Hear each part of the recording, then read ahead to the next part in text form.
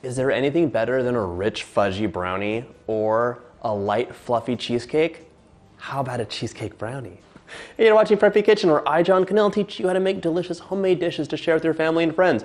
And today it is a super easy treat that is sure to please. Fudgy brownie on the bottom, light and fluffy, perfectly tangy cheesecake on top, and a pretty marbleized top that's just beyond easy. You're gonna love these. Let's get started. First off, we're gonna add 1 full cup or 226 grams of melted, unsalted butter into a large-ish bowl.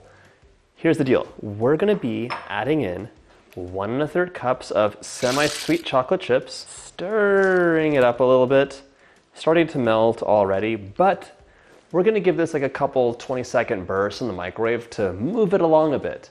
You could have melted the butter and the chocolate chips together, but I get worried about people doing that because burnt things happen in that microwave, and it's sad when you like seize all this chocolate and it's an expensive waste. So just melt the butter separately, give it a head start, and then we're going to microwave this on short bursts. Be back in a moment. 2 25-second-ish bursts later, I stirred in between. You can see the chocolate is nice and melted. This is gonna be a buttery, chocolatey brownie, which is exactly how I like it. A bready brownie is like a chocolate muffin, which is not cool. Anyhow, we're gonna add in 3/4 cup of cocoa powder. So don't forget, 1 teaspoon of salt. Salt and chocolate go hand in hand. You need to like have a little bit of a bite with the sugar and the kind of a deep, rich flavor of the cocoa powder. You might know this already, but when you're adding in cocoa powder to warm butter and chocolate, you're blooming it. So you're really kind of waking up that cocoa flavor and intensifying that rich, fudgy amazingness. This is gonna be good. If you have any little bits of chocolate that aren't melted, don't worry about it. You're basically having little mini chocolate chips left in your brownie, and they will melt in the oven. Okay, that's nice and amazing. Ooh. Now it's time for the sugars, and I will say, this is an indulgent dessert. If you needed to reduce sugars, you could take out 1/3 cup of each if you wanted to. That's 1 cup of white sugar, 200 grams, and 1 cup of brown sugar, also 200 grams. Wow. I mean, can you even?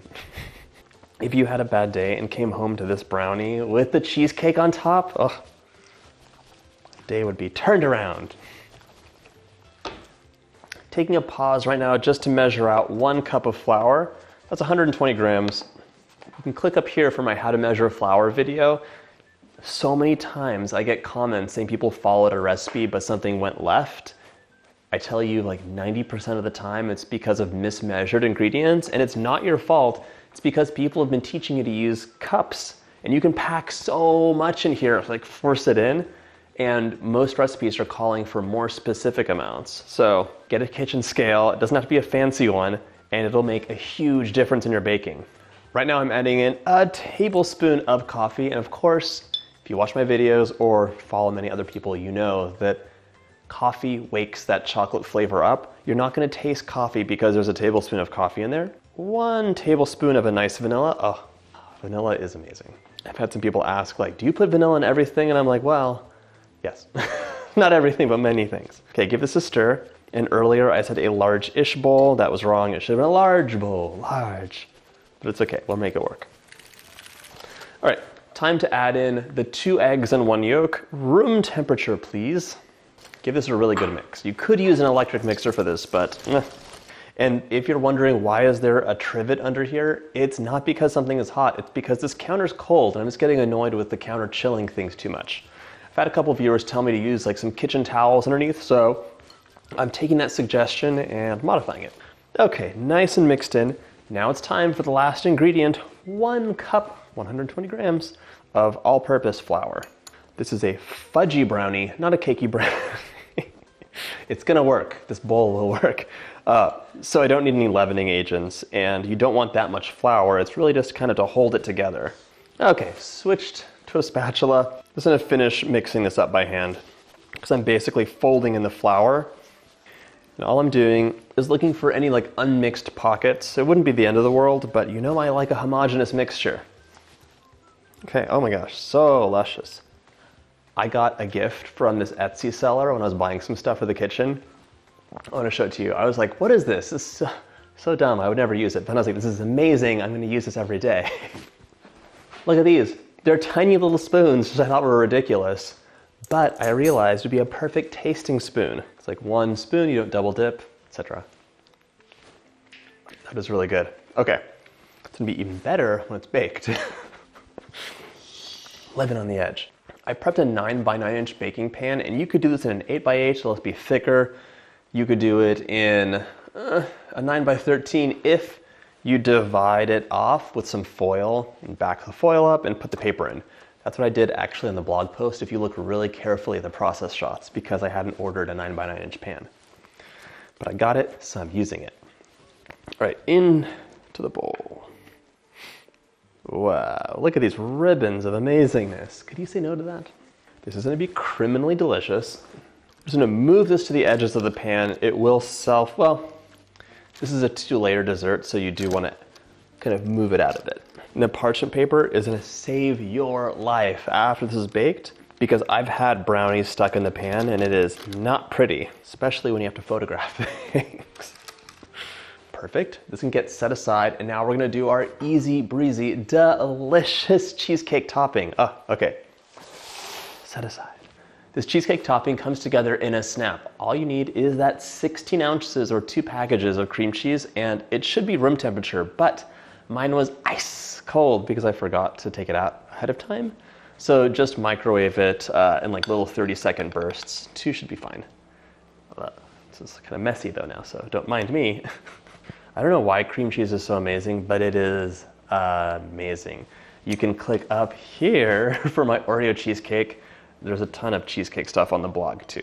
And I'm all ears if you have any cheesecake suggestions for me. If you ever have a problem, it's because 1, this wasn't mixed up enough, and 2, it might have been cold and you got lumps. It's not gonna make the taste change, but it just won't look as smooth. So just stir, stir, stir, or beat, beat, beat. I would let this mix on like medium-ish for maybe like 4 minutes. Just walk away, do some cleaning, and come back. You'll be happy about it. Trust me. I'm gonna scrape that bowl down. Now we're gonna run this on low-ish, and then add 1/2 cup of sugar. Let that beat in. Now you should scrape the bowl down. Before, it was just for form's sake, but here I see some sugar hanging out. I'm not about that. So now, 1 tablespoon of vanilla. So smooth and glossy, I love it. And now 2 eggs, room temperature once again, please. Add 1 in, let it mix. Number 2. God, I love the way cream cheese tastes so much. No lumps, nice and smooth, and look at this. It looks so gorgeous. I want to drink this bowl so bad, I can't even tell you. It's literally just for you that I'm not doing it. So we're gonna pour this in now, and it should level itself out, but you know, you can move it around. So get all that batter out. Okay, now let's give it a little spread, because what we're gonna do is add those dollops in, and it's gonna be really fun. Now it's time to go back to that 1/2 cup of reserved brownie batter, plop it into a bowl with 1 tablespoon of hot water. So what we wanna do is thin the batter out so that it's going to be able to swirl around.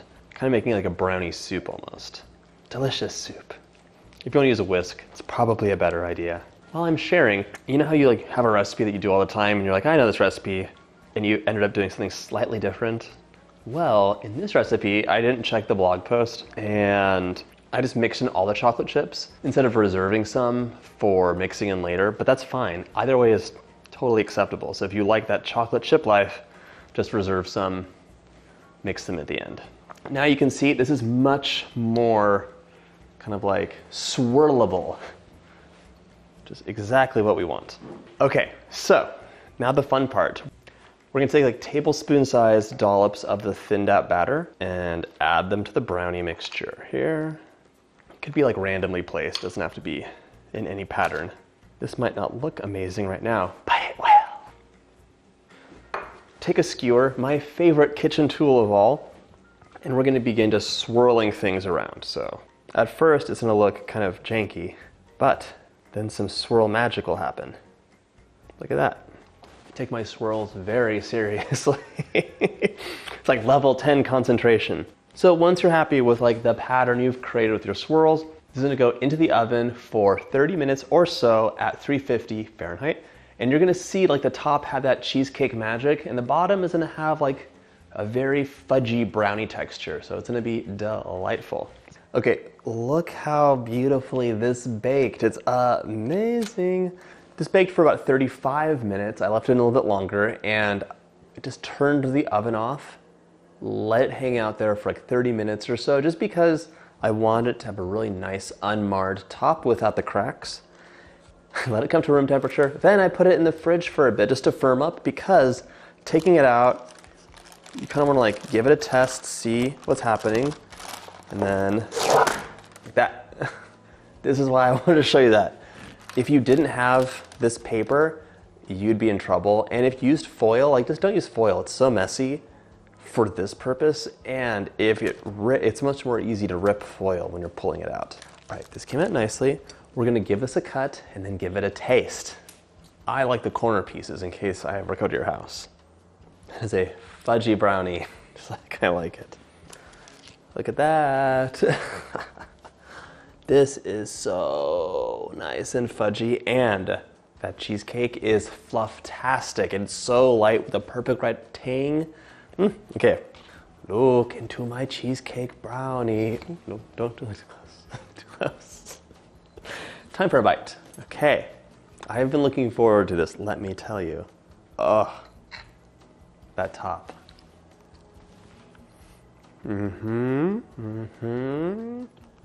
I mean, it's really good. Is it rich? Yes, it is very rich. Is that wrong? No, it's not wrong. Okay, I'm just gonna eat this, but I need to say goodbye. So, if you like this recipe, check out my Oreo cheesecake recipe. It is so good, full of Oreos, and just like, it's plain delicious. Hope you get to make this recipe. If you like this video, hit that like button, subscribe, and I'll see you in the next video. I'll have eaten this cake by then. Cheesecake, brownie.